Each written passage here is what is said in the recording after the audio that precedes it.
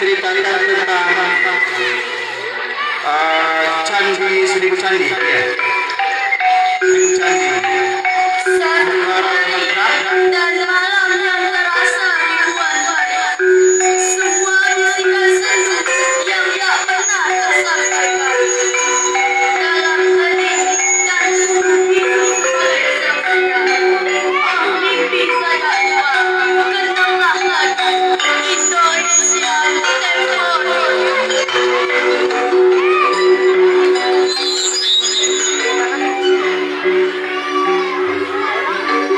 Indonesia, Indonesia tempo dulu.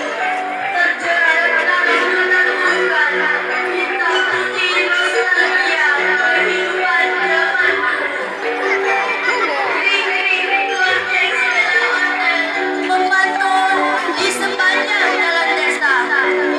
Tampak dari sana masyarakatnya sibuk dengan aktif mereka masing-masing. Bapak tua di seberang sana lalu disapa ontel jalanan. Berbicaralah mereka kapan Tuhan akan datang. Satu hari dan siap berulah kembali. Bujang-bujang itu berkumpul lagi dengan berbaru keringat. Mereka mengangkat cangkul, mengayun kapal, dan gigisnya bantuan kami.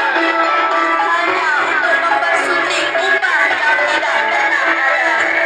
Dan ibu-ibu di seberang sana bersujud pasrah, meminta suaminya dipulangkan. Tapi apa yang terjadi? Mereka malah disiksa, ditendang, diludahi, diseret kapal apung. Betapa terkoyaknya hati ini ketika membayangkan itu adalah ibu kandung saudara. Tahukah kalian saudara, bagaimana bimbingan bertentang tangan itu?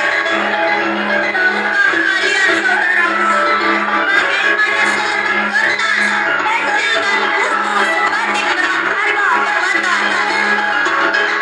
Hanya 8 dari ribuan anak yang bisa belajar, dan sisanya hanya bisa bersujud di depan batu. Lihatlah bagaimana tentara hidup makmur di zaman itu. Tubuh, pakaian, hingga apapun yang mereka kenakan semua bersih dan terawat. Dan cobalah lihat lagi, mereka yang dulu di kursi kekuasaan adalah penjajah yang biadab.